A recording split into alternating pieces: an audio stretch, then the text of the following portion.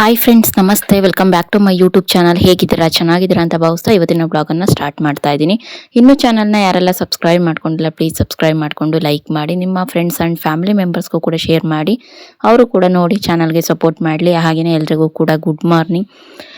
ಬೆಳಗ್ಗೆ ಬ್ಲಾಗನ್ನು ಸ್ಟಾರ್ಟ್ ಮಾಡ್ತಾ ಇದ್ದೀನಿ. ಇವಾಗ ಎದ್ದು ದೇವ್ರ ಕಡೆ ದಿಕ್ಕಿಗೆ ಕೈ ಮುಗಿದು ಸ್ವಲ್ಪ ಇವತ್ತು ಯಾಕೋ ನಿದ್ದೆ ಎಳಿತಾ ಇತ್ತು. ರಾತ್ರಿನೂ ಕೂಡ ಸ್ವಲ್ಪ ಲೇಟಾಗಿ ಮಲಗಿದೆ. ಸ್ವಲ್ಪ ಕೆಲಸ ಇತ್ತು ಅಂತ ಅಂದ್ಬಿಟ್ಟು ಪಾತ್ರೆ ಎಲ್ಲ ಬೆಳಗೋದು ಆಗಿರ್ಬೋದು, ಅದೆಲ್ಲನೂ ಕೂಡ ರಾತ್ರಿನೇ ಮಾಡಿಕೊಂಡೆ. ಸ್ವಲ್ಪ ಲೇಟಾಗಿ ಮಲಗಿದೆ. ಚಿಕ್ಕವನು ಸ್ವಲ್ಪ ಸಂಜೆ ಮಲ್ಕೊಂಡಿದ್ನ. ಹಂಗಾಗಿ ಒಂದು 12 ಗಂಟೆವರೆಗೂ ಟಿ ವಿ ಅದು ಯಾವುದೋ ಒಂದು ಫಿಲ್ಮ್ ಬರ್ತಾಯಿತ್ತು, ಚೆನ್ನಾಗಿರೋದೆ, ಓಲ್ಡ್ ಫಿಲ್ಮು, ಅಂಬರೀಷ್ದು. ಹಂಗಾಗಿ ಅವನು ನನ್ನ ಜೊತೆ ನೋಡ್ಕೊಂಡು ಅವ್ನು ಮಲ್ಗೋವರೆಗೂ ತಟ್ಟಿ ಸಾಕಾಗಿ ಆಮೇಲೆ ಮಲ್ಕೊಂಡ. ಅದಕ್ಕಾಗಿ ಸ್ವಲ್ಪ ನಿದ್ದೆ ಎಳೀತಾ ಇತ್ತು. ಮಾಮೂಲಿ ಟೈಮಿಂಗ್ಸ್ ಆದ್ರೂ ನಿದ್ದೆ ಎಳೀತಾ ಇತ್ತು. ಹಂಗಾಗಿ ಸ್ವಲ್ಪ ಹೊತ್ತು ವಾಕ್ ಮಾಡೋಣ ಅಂತ ಅಂದ್ಬಿಟ್ಟು ಮಾಡ್ತಾಯಿದ್ದೀನಿ. ವಾಕ್ ಮಾಡಿ ಸ್ವಲ್ಪ ಬಾಡಿ ಹೀಟ್ ಆದರೆ ನಿದ್ದೆ ಎಲ್ಲ ಹೊರಟೋಗುತ್ತಲ್ಲ ಅಂತ. ಏನಂತ ಅಂದರೆ, ಬೆಳಗ್ಗೆ ಕೇಳಿದ್ರು ಕಮೆಂಟ್ಸಲ್ಲಿ, ಎಷ್ಟೊತ್ತಿಗೆ ಮಲಗ್ತೀರಾ, ಅಷ್ಟು ಬೇಗ ಎದ್ದೇಳ್ತೀರಲ್ಲ ಅಂತ. ನೋಡಿ, 10:30 ಒಳಗಡೆ ಮಲಗಿದ್ರೆ ಮಾಮೂಲಿ ಟೈಮಿಂಗ್ಸ್ ಎದ್ದೇಳ್ಬೋದು. ಅದ್ರ ಮೇಲೆ 11 ಗಂಟೆಗೆ ಕೂಡ ಮಲಗಿದ್ರು ಎದ್ದೇಳ್ಬೋದು. ಬಟ್ 11:30 ಗಂಟೆವರೆಗೂ ಎದ್ದು ಮತ್ತು 4 ಗಂಟೆಗೆ ಎದ್ದೇಳ್ತೀವಿ ಅಂದರೆ ಖಂಡಿತವಾಗ್ಲೂ ಆಗಲ್ಲ. ಅದು ನಿದ್ದೆ ತುಂಬಾ ಎಳೆಯುತ್ತೆ. ಮನುಷ್ಯಂಗೆ ನಾವು ಎಷ್ಟು ಕೆಲಸ ಮಾಡ್ತೀವೋ ದೇಹಕ್ಕೆ ರೆಸ್ಟ್ ಅನ್ನೋದು ಬೇಕೇ ಬೇಕು. ಸೊ ಹಾಗಾಗಿ ಆದಷ್ಟು ದೇಹ ರೆಸ್ಟ್ ತಗೋಬೇಕು ನೈಟ್ ಹೊತ್ತು. ಈ ಥರ ನಾವು ಕೆಲಸ ಮಾಡೋ ತಕ್ಕನಾಗಿ ಬಾಡಿಗೆ ರೆಸ್ಟ್ ಕೊಡಲಿಲ್ಲ ಅಂದರೆ ಆರೋಗ್ಯದಲ್ಲಿ ಏರುಪೇರಾಗುತ್ತೆ. ಮತ್ತು ಕಣ್ಣಿಗೆ ನಿದ್ದೆ ಸಾಕಾಗೋದಿಲ್ಲ. ಮೈಂಡು ನಮಗೆ ಬೇರೆ ಥರ ಡೈವರ್ಟ್ ಆಗೋದು, ಅಥವಾ ಬೇಗ ಎದ್ದಿರ್ತೀವಿ ಅನ್ನಿ ಅಕಸ್ಮಾತ್ ಅಂದರೆ ಬೆಳಗ್ಗೆ ಒಂದು 8 ಗಂಟೆ 9 ಗಂಟೆಗೆಲ್ಲ ತಿಂಡಿ ತಿಂದ್ಬಿಟ್ರೆ ಫುಲ್ಲು ನಿದ್ದೆ ಎಳೆಯುತ್ತಾ ಇರುತ್ತೆ. ಅದಕ್ಕೆ ನಾನು ಆ ಥರ ಅಭ್ಯಾಸ ಮಾಡ್ಕೊಂಡಿಲ್ಲ. ಆದಷ್ಟು ಇದೇ ಟೈಮಿಂಗ್ಸ್ನ ಫಾಲೋ ಮಾಡ್ತೀನಿ. ಒಟ್ನಲ್ಲಿ ಅಕಸ್ಮಾತ್ ಬೇಗ ಲೇಟಾಗಿ ಮಲಗಿದ್ರೂ ಬೇಗ ಎದ್ದೇಳ್ತೀನಲ್ವ, ಯಾವಾಗಲಾದ್ರೂ ಮಧ್ಯಾಹ್ನ ಟೈಮು 1 ಅವರ್ ಆದ್ರೂ ಮಲ್ಕೊತೀನಿ ಕೆಲಸ ಎಲ್ಲ ಮುಗಿಸೋದ್ಮೇಲೆ.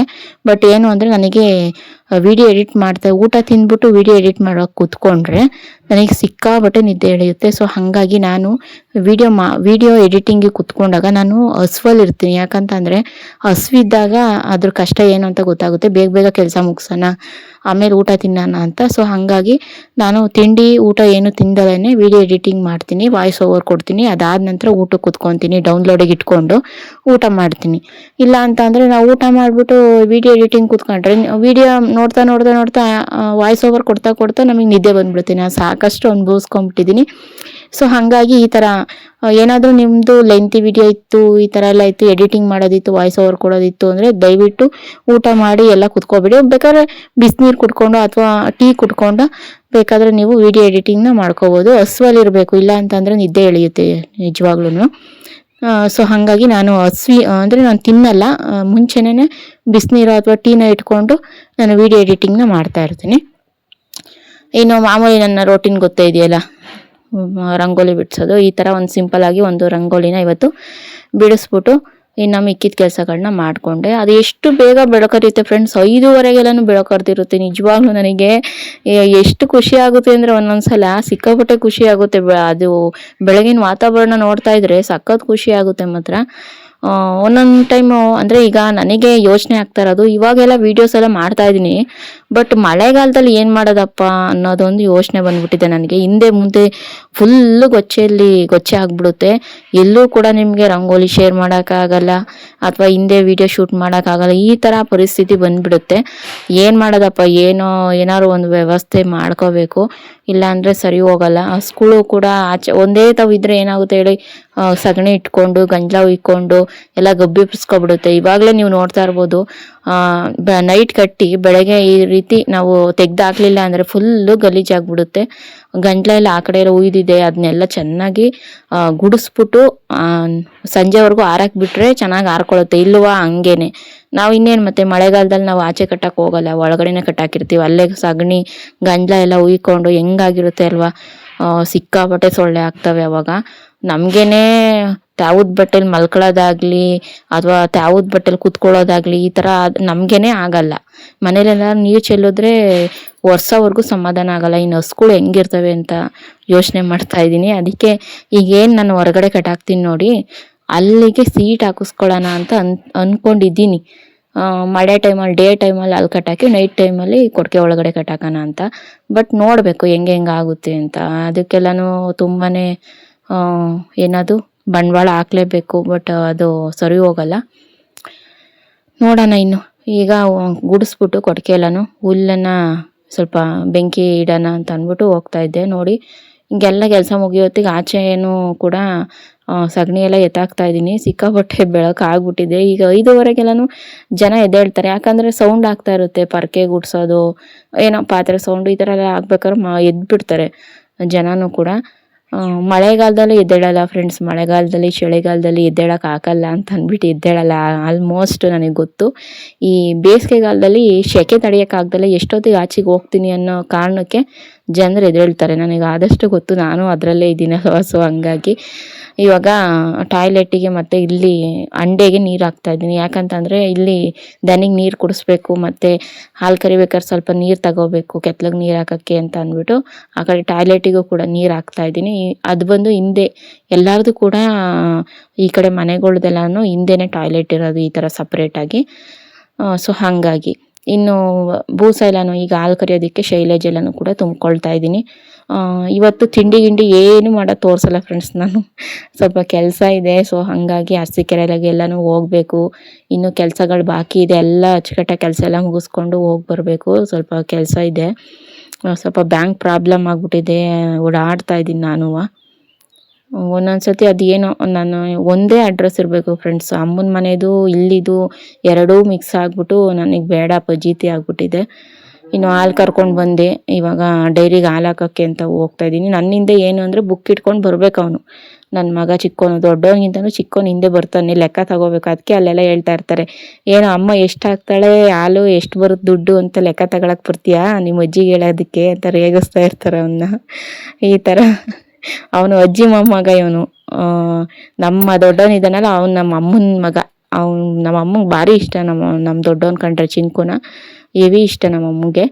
ಇನ್ನು ಸರಿ ಆಯಿತು. ಅರಸೀಕೆರೆಗೆ ಹೋಗೋಕ್ಕಿಂತ ಮುಂಚೆ ಎಲ್ಲ ಕೆಲಸ ಮುಗಿಸಿದ್ನ, ತಿಂಡಿ ಅಡುಗೆ ಎಲ್ಲ ಸಮೇತ ಮುಗಿಸಿದ್ದೆ. ಸರಿ ಆಯಿತು. ಫಿಲ್ಟ್ರ್ ನೀರು ಇರಲಿಲ್ಲ ಫ್ರೆಂಡ್ಸ್. ನೀರು ಥರನ ಇಲ್ಲೇ ಚೆಲ್ಲಾಪುರಕ್ಕೆ ಹೋಗ್ಬೇಕು ನಾವು. ಚೆಲ್ಲಾಪುರಕ್ಕೆ ಹೋದರೆ ಅಲ್ಲಿ ಫಿಲ್ಟ್ರ್ ನೀರಿದೆ. ಅಲ್ಲಿ 5 ರೂಪಾಯಿ ಗೋಲ್ಡ್ ಕಾಯಿನ್ ಹಾಕ್ಬಿಟ್ಟು ತಗೊಬರ್ಬೇಕು. ನನ್ನ ತಮ್ಮ ಎಕ್ಸೆಲ್ ಬಿಟ್ಟೋಗಿರೋದು. ಅಂದರೆ ಅರಸೀಕೆರೆಗೆ ಹೋಗಿ ಬರೋದಕ್ಕೆ ಇವಳಿಗೂ ಕಷ್ಟ ಆಗುತ್ತೆ, ಇರಲಿ ತಗೋ ಅಂತ ಅಂದ್ಬಿಟ್ಟು ಓಡಾಡೋದಕ್ಕೆ ಅಂತ. ಇದು ಎಕ್ಸೆಲ್ ಬಂದಮೇಲೆ ತುಂಬ ಅಂದರೆ ತುಂಬಾ ಹೆಲ್ಪ್ ಆಯಿತು ಮಾತ್ರ ನನಗೆ. ಇದು ವಿಡಿಯೋ ನಿಮಗೆ ಅಪ್ಲೋಡ್ ಮಾಡ್ತಾ ಇದ್ದೀನಿ ಡೈಲಿ ಅನ್ನೋದಕ್ಕೆ ಇದೇ ಕಾರಣ, ಎಕ್ಸೆಲ್ಲು. ಸೊ ಹಾಗಾಗಿ ಬೇಗ ಹೋಗಿ ಬೇಗ ಅಪ್ಲೋಡ್ ಮಾಡಿ ಬಂದುಬಿಡ್ತೀನಿ ನಾನು. ಹಾಯ್ ಫ್ರೆಂಡ್ಸ್, ನಮಸ್ತೆ. ಅರಸೀಕೆರೆಗೆ ಹೋಗಿದ್ದೆ. ಇವಾಗ ತಾನೇ ಬಂದೆ. ಬೆಳಗ್ಗೆ ಎಲ್ಲ ಕೆಲಸಗಳೆಲ್ಲ ಮುಗಿಸ್ಕೊಂಡು, ಅಂದರೆ ಹಿಂದೆ ಕೊಡ್ಕೆಯಲ್ಲಿ ಸ್ವಲ್ಪ ನೆನ್ನೆ ಮದುವೆಗೆ ಹೋಗಿದ್ವಲ್ಲ, ಹಂಗಾಗಿ ಯಾವುದೇ ಥರ ಕಸ ಬಾಚಾಕಿರಲಿಲ್ಲ. ಸಿಕ್ಕಾಪಟ್ಟೆ ಸಗಣಿ ಇತ್ತು. ಎಲ್ಲ ತೆಗ್ದಾಕಿ ತಿಪ್ಪೆಗೆ. ಅದಾದ ನಂತರ ಹುಲ್ಲೆಲ್ಲ ಇತ್ತಲ್ಲ ಅದನ್ನೆಲ್ಲನೂ ಆಚೆ ಹಾಕಿದ್ದೀನಿ. ಬಿಸಿಲು ಚೆನ್ನಾಗಿ ಒಣಗಿದ್ರೆ ಇವಾಗ ಸಂಜೆ ಮೇಲೆ ಸ್ವಲ್ಪ ವಾತಾವರಣ ತಣ್ಣಗಾದ್ಮೇಲೆ ಬೆಂಕಿ ಹಚ್ಚಿದ್ರೆ ಎಲ್ಲ ಸುಟ್ಟೋಗುತ್ತೆ. ಇಲ್ಲ ಅಂತಂದರೆ ಯಜ್ಞಗಳ ಕಾಟ ಬೇರೆ. ಅದೆಲ್ಲ ಕ್ಲೀನ್ ಮಾಡಿ ಬೆಳಗ್ಗೆ ಅಚ್ಚುಕಟ್ಟಾಗಿ ದನಗಳೆಲ್ಲ ಮೇವು ಹಾಕಿ ಕಟ್ಟಾಕಿ ಮತ್ತು ಸ್ನಾನ ಮಾಡಿಕೊಂಡು ಮನೆಯಲ್ಲಿ ತಿಂಡಿ ಮಾಡಿ ಮುಗಿಸಿ ಅರಸೀಕೆರೆಗೆ ಹೋದೆ. ಅರ್ಧದಲ್ಲೇ ಸ್ವಲ್ಪ ಗಾಡಿ ಕೈ ಕೊಡ್ತು, ಪಂಚರ್ ಆಗಿಬಿಟ್ಟಿತ್ತು. ಮತ್ತು ಹೆಡ್ಲೈಟ್ ಹೋಗಿತ್ತು, ಮತ್ತು ಅಂದರೆ ಆರನ್ ಬರುತ್ತಲ್ಲ ಅದು ಕೂಡ ಹೋಯ್ತು. ಅದನ್ನೆಲ್ಲ ರೆಡಿ ಮಾಡಿಸ್ಕೊಂಡು ಬ್ಯಾಂಕಲ್ಲಿ ಸ್ವಲ್ಪ ಕೆಲಸ ಇತ್ತು. ಬ್ಯಾಂಕಿಗೆ ಹೋಗಿ ಅದು ಬರೋ ಅಷ್ಟೊತ್ತಿಗೆ ಇಷ್ಟೊತ್ತಾಯಿತು. ಇಲ್ಲಿ ಬಂದರೆ ಅವರು ನಮ್ಮ ಅತ್ತೆ ಹುಡುಗರು ಎಲ್ಲನೂ ಇಲ್ಲಿ ಊರಲ್ಲಿ ಗೊಲ್ರಟ್ಟಿ ಅಂತ ಇದೆ. ಇಲ್ಲಿ ಪರದೇಶಪ್ಪನ ಅರಸೇವೆ ಅಂತ 5 ವರ್ಷಕ್ಕೊಂದ್ಸತಿ ಮಾಡ್ತಾರೆ. ಅಲ್ಲಿ ಸ್ವಲ್ಪ ದೂರ ಐತೆ, ಒಂದು 5-6 ಕಿಲೋಮೀಟ್ರು ಮುಂದಕ್ಕೆ ಐತೆ. ಅಲ್ಲಿಗೆ ಆಟೋ ಮಾಡ್ಕೊಂಡು ಹೋಗಿದ್ದಾರೆ ನಮ್ಮನೆ ಪೈಕಿ ಇವರೆಲ್ಲನೂ. ಅಂದರೆ ಅಲ್ಲಿಗೆ ಹೋಗಿ ಅಲ್ಲಿ ಪೂಜೆ ಎಲ್ಲ ಮಾಡ್ತಾರೆ. ಅದಾದ ನಂತರ ಊಟ ಎಲ್ಲ ಕೊಡ್ತಾರೆ. ಹೋಗಿದ್ದಾರೆ ಎಲ್ಲರೂ ಕೂಡ. ನಾನು ಬರೋ ಅಷ್ಟರೊಳಗಡೆ ಹೋಗಿದ್ದಾರೆ. ನಾನು ಒಂದೊಂದು ಅರ್ಧ ಗಂಟೆ ಬೇಗ ಬಂದಿದ್ದರೆ ಯಾರು ಒಬ್ಬನ ಇರಿಸ್ಕೊಂಡ್ರು ಇನ್ನೊಬ್ಬನ ಕರ್ಕೊಂಡು ಹೋಗ್ಬೋದಾಯಿತು. 2 ಮಕ್ಕಳನ್ನ ಮೇಂಟೈನ್ ಮಾಡೋದು ಕಷ್ಟನೇ ಹೇಳ್ರಿ. ಓಕೆ, ಪರವಾಗಿಲ್ಲ. ಈಗ ನಾನು ಸ್ವಲ್ಪ ಮನೇಲೆಲ್ಲ ಕೆಲಸ ಮುಗಿಸ್ಕೊಂಡು ಈ ಕಸ ಎಲ್ಲ ಗುಡಿಸ್ಬಿಟ್ಟು ಒಂದೆರಡು ಪಾತ್ರೆ ಇದೆ ತೊಳೆದು ಹಸುಗಳೆಲ್ಲ ಆಚೆ ಕಟ್ಟಾಕಿ ಮೇವು ಹಾಕಿ ಹಾಲು ಕರೆದು ಹಾಕ್ಬರ್ಬೇಕು. ಬರೋದು ಲೇಟೇ ಆಗುತ್ತೆ. ಇನ್ನೂ ಅವರು ಆಟ ಮಾಡ್ಕೊಂಡು ಹೋಗಿರೋದಲ್ವ, ಹಂಗಾಗಿ ನಾನು ಸ್ವಲ್ಪ ಟಿ ವಿ ಆನ್ ಮಾಡೋಣ ಅಂತ. ಟಿ ವಿ ರಿಮೋಟ್ ಏನು ಆಗ್ಬಿಟ್ಟಿದೆ ಅಂದರೆ ಅದಕ್ಕೆ ಅಡ್ಲೆಣ್ಣೆನ ಚೆಲ್ಕೊಂಡಿದೆ, ಅದು ವರ್ಕೇ ಆಗ್ತಾಯಿಲ್ಲ. ಅದಕ್ಕೆ ಸಪ್ರೇಟ್ ಯಾವ್ದಾರ ರಿಮೋಟು ಈಗ ಹೇಳ್ತಾರಲ್ಲ ಅಂದರೆ ಕೇಬಲ್ ಆಪ್ರೇಟರ್ ಇರ್ತಾರಲ್ಲ ಅವ್ರ ಹತ್ರ ಫೋನ್ ಮಾಡಿ ಒಂದು ರಿಮೋಟ್ ಇಸ್ಕೋಬೇಕು. ಇನ್ನು ನಿಮಗೆ ಯಾವ ರೀತಿ ಬ್ಲಾಗ್ಗಳು ಬೇಕು ಅದನ್ನು ನನಗೆ ಕಮೆಂಟ್ ಸೆಕ್ಷನಲ್ಲಿ ತಿಳಿಸಿ. ಆದಷ್ಟುಗಿಂತನೂ ಖಂಡಿತವಾಗ್ಲೂ 200% ನಾನು ವ್ಲಾಗ್ಗಳನ್ನ ಹಾಕ್ತೀನಿ. ನಿಮಗೆ ಇಷ್ಟ ಆದಂತಹ ಕೆಲವೊಂದು ವಿಚಾರಗಳ ಬಗ್ಗೆ ಹೇಳಿ. ನಾನು ಅದನ್ನು ಪರ್ಸ್ನಲ್ ಹೇಳ್ಕೊಬೋದಾ ಅಥವಾ ಹೇಳ್ಕೊಬಾರ್ದಾ ಅದನ್ನು ಕೂಡ ಯೋಚನೆ ಮಾಡಿಬಿಟ್ಟು ನಾನು ನಿಮ್ಗೆ ಅಪ್ಲೋಡ್ ಮಾಡ್ತೀನಿ, ಆಯಿತಾ? ಕ್ಲಾರಿಟಿ ಚೆನ್ನಾಗಿ ಬರ್ತಾ ಇದೆ ಅಂತ ಅಂದ್ಕೊಳ್ತೀನಿ. ನಾನು ಆ ಮೊಬೈಲು ಕ್ಲಾರಿಟಿ ಎಲ್ಲ ಹೋಗಿತ್ತು, ಮಿಸ್ ಆಗಿತ್ತು. ಸರಿ, ಬೇರೆ ಮೊಬೈಲ್ ತೊಗೊಳ್ಳೋವರೆಗೂ ಬೇಡ ವೀಡಿಯೋಸು ಅಂತ ಬಿಟ್ಟಿದ್ದು. ಅದೇ ಕಾರಣ, ಇನ್ಯಾವುದು ಕಾರಣ ಇಲ್ಲ. ಯಾಕೆ ವೀಡಿಯೋಸ್ ಮಾಡಿಲ್ಲ, ಯಾಕೆ ಬ್ಲಾಗ್ಗಳನ್ನ ಆಗ್ತಾ ಇಲ್ಲ ಅನ್ನೋದಕ್ಕೆ ಇದೇ ಕಾರಣ. ಖಂಡಿತವಾಗ್ಲೂ ನಾನು 200% ಡೈಲಿ ಬ್ಲಾಗ್ನ ಅಪ್ಲೋಡ್ ಮಾಡೇ ಮಾಡ್ತೀನಿ. ಇನ್ಸ್ಟಾದಲ್ಲೂ ಕೂಡ ಅರಸು ಕೇರಿ ಇನ್ಸ್ಟಾಗ್ರಾಮ್ ಪೇಜು ನಂದು, ದಯವಿಟ್ಟು ಅದರಲ್ಲೂ ಕೂಡ ಫಾಲೋ ಮಾಡ್ಕೊಳ್ಳಿ. ಅದರಲ್ಲೂ ಶಾರ್ಟ್ಸ್ ಎಲ್ಲನೂ ಕೂಡ ಹಾಕ್ತಾಯಿರ್ತೀನಿ. ಲೆಂತಿ ವೀಡಿಯೋ ಬರೋಕ್ಕಿಂತ ಮುಂಚೆ ಅದರಲ್ಲಿ ಶಾರ್ಟ್ ವೀಡಿಯೋ ಹಾಕಿರ್ತೀನಿ. ಡೈಲಿ ಮಾರ್ನಿಂಗ್ ಹಾಕ್ತೀನಿ, ಓಕೆನಾ? ಡೈಲಿ ಮಾರ್ನಿಂಗ್ ಎಲ್ಲ ಅಂದ್ರೂ ಅಟ್ಲೀಸ್ಟ್ ಡೇ ಯಾವ ಟೈಮಲ್ಲಿ ಆದ್ರೂ ಕೂಡ ಹಾಕ್ಬೋದು. ಮಾರ್ನಿಂಗು ಯಾವಾಗಲೂ ಎವ್ರಿ ಡೇ ಮಾರ್ನಿಂಗ್ ಹಾಕೋಣ ಅಂತ ಅಂದ್ಕೊಂಡಿದ್ದೀನಿ, ಅಥವಾ ಈವ್ನಿಂಗು 2 ಟೈಮಲ್ಲಿ ಯಾವಾಗಾರ ಒಂದು ಟೈಮ್ ಹಾಕ್ಬಿಡ್ತೀನಿ. ನೆಟ್ವರ್ಕ್ ಯಾವಾಗ ಸಿಕ್ಕಿ ಅಪ್ಲೋಡ್ ಆಗುತ್ತೆ ಆವಾಗ. ಒಟ್ಟಿನಲ್ಲಿ ಅದು ಅಪ್ಲೋಡ್ ಆಗಿಲ್ಲ ಅಂದ್ರೂ ಅಟ್ಲೀಸ್ಟ್ ಅರಸೀಕೆರೆಗಾದರೂ ಹೋಗಿ ಅಪ್ಲೋಡ್ ಮಾಡೋ ಥರ ನಾನು ಟ್ರೈ ಮಾಡ್ತೀನಿ. ಹಾಗೆಯೇ ನನ್ನ ಆದಷ್ಟು ಎಲ್ಲೆಲ್ಲಿ ಔಟ್ಸೈಡ್ ಹೋದಾಗ ಪಬ್ಲಿಕ್ಕಲ್ಲಿ ಎಷ್ಟು ವೀಡಿಯೋಸ್ ಬೇಕೋ ಅಷ್ಟನ್ನು ಅಪ್ಲೋಡ್ ಮಾಡ್ತೀನಿ, ಓಕೆನಾ? ತೀರಾ ಎಲ್ಲ ಮಾಡೋಕ್ಕೋದ್ರೆ ಕೆಲವೊಬ್ಬೊಬ್ಬರು ಹಳ್ಳಿ ಸೈಡಲ್ಲಿ ಮೆಂಟಲಿ ಫಿಸಿಕಲಿ ಹರ್ಟ್ ಮಾಡೋದು ಜಾಸ್ತಿ. ಎಷ್ಟಾಗುತ್ತೆ ಅಷ್ಟು ಅರ್ಥ ಮಾಡ್ಕೊತಾರೆ. ಇನ್ನು ಕೆಲವ್ರು ಗೊತ್ತಿರೋ ಅಂಥವ್ರು ಅದೇ ಇವರು ಬ್ಲಾಗರು ಮಾಡ್ಕೊತಾರೆ ಬಿಡಿ, ನಾವು ಅಟ್ಲೀಸ್ಟು ನಮ್ಮ ಫಂಕ್ಷನ್ಸ್ಗಳು ನಮ್ಮೂರು ಸ್ವಲ್ಪ ಫೇಮಸ್ ಆಗುತ್ತೆ ಅನ್ನೋದಿಲ್ಲ ಅಂತಾರೆ. ಇನ್ನು ಕೆಲವರು ಆ ಥರ ಅಲ್ಲ, ಅಯ್ಯೋ ಇದೊಂದು ಬೇಕಾ ಇವಳಿಗೆ, ಇದೊಂದು ಕಮ್ಮಿ ಆಗಿತ್ತು ಮೊಬೈಲ್ ಇಟ್ಕೊಂಡು ಅನ್ನೋ ಥರನೂ ಇರ್ತಾರೆ. ಅವ್ರವ್ರ ಕೆಪಾಸಿಟಿ ಹೆಂಗಿರುತ್ತೆ ಹಂಗೆ ತಿಳ್ಕೊತಾರೆ ಅಷ್ಟೇ. ಓಕೆ, ನಾನು ಆದಷ್ಟು ಬ್ಲಾಗ್ಗಳನ್ನ ಶೇರ್ ಮಾಡ್ತೀನಿ, ನೋಡಿ ಸಪೋರ್ಟ್ ಮಾಡಿ, ಓಕೆನಾ? Bye friends. ಇವಾಗ ನೈಟು ನಾನು ಬಟ್ಟೆ ತೊಳೆಯೋಣ ಅಂತ ಅಂದ್ಬಿಟ್ಟು ಕುತ್ಕೊತಾ ಇದ್ದೀನಿ, ನೋಡ್ತಾ ಇರ್ಬೋದು. ಅಂದರೆ ಇವತ್ತು ನೋಡಿ ಹೊರಗಡೆ ಯಾರೂ ಕಾಣೋದಿಲ್ಲ. ಇವತ್ತು ಅಲ್ಲಿ ಊರ್ ಸೈಡ್ ಆ ಕಡೆ ಸೈಡು ಬೋರ್ ಕೊರೆಸ್ತಾ ಇದ್ದಾರೆ. ಇಲ್ಲಿ ಬೋರ್ ಕೊರೆಸ್ತಾರೆ ಅಂದರೆ ಎಲ್ಲ ಅಲ್ಲಿ ನೋಡೋಕ್ಕೆ ಅಂತ ಹೋಗ್ತಾರಲ್ವ, ಅಲ್ಲಿ ಹೋಗಿದ್ದಾರೆ. ಹಂಗಾಗಿ ನೋಡಿ ಸುತ್ತಮುತ್ತ ತೋರಿಸ್ತಾ ಇದ್ದೀನಿ, ಯಾರೂ ಇಲ್ಲ ಅಂತ ಅಂದ್ಬಿಟ್ಟು. ಬಟ್ಟೆ ಬೇರೆ ನೆನೆಸಿದ್ನಲ್ಲ, ತೊಳೆದಾಕೋಣ ಅಂತ ಅಂದ್ಬಿಟ್ಟು ಇವತ್ತು ಅಂದರೆ 1 ಅವರೆಲ್ಲ ಚೆನ್ನಾಗಿ ನೆಂದಿರ್ತಾವಲ್ವ, ಬೇಗ ಬೇಗ ತೊಳೆದಾಕ್ತೀನಿ ನಾನು. ನನಗೆ ಜಾಸ್ತಿ ನೆಂದಿರಬೇಕು, ಅಟ್ಲೀಸ್ಟು 2 ಅವರೋ, ಇಲ್ಲ ನಾನು ಸಂಜೆ ನೆನೆಸಿದ್ರೆ ನೈಟ್ ತೊಳೆಯೋದು, ಇಲ್ಲ ನೈಟ್ ನೆನೆಸಿದ್ರೆ ಬೆಳಗ್ಗೆ ತೊಳೆಯೋದು, ಈ ಥರ ಎಲ್ಲ ಮಾಡ್ಕೊಂಬಿಡ್ತೀನಿ.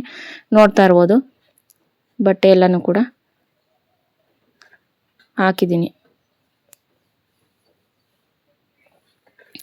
ಕೆಲವೊಂದೊಂದು ಸತಿ ಏನಾಗುತ್ತೆ ಅಂದರೆ ಹಿಂದೆ ಮುಂದೆ ವ್ಲಾಗ್ಗಳು ಕನ್ಫ್ಯೂಸ್ ಆಗಿಬಿಡುತ್ತೆ. ಜಾಸ್ತಿ ವೀಡಿಯೋಸ್ ಮಾಡಿ ಇಟ್ಕೊಂಡಿರ್ತೀವ, ಹಂಗಾಗಿ ಸಿಕ್ಕಾಬಟ್ಟೆ ಕನ್ಫ್ಯೂಸ್ ಆಗಿಬಿಡುತ್ತೆ ನಮಗೆ, ಏನು ಎತ್ತ ಅಂತ ಅಂದ್ಬಿಟ್ಟು ಯಾವತ್ತಿನ ಬ್ಲಾಗು ಯಾವುದಕ್ಕೆ ಅಪ್ಲೋಡ್ ಮಾಡೋದು ಒಂದು ಗೊತ್ತಾಗಲ್ಲ.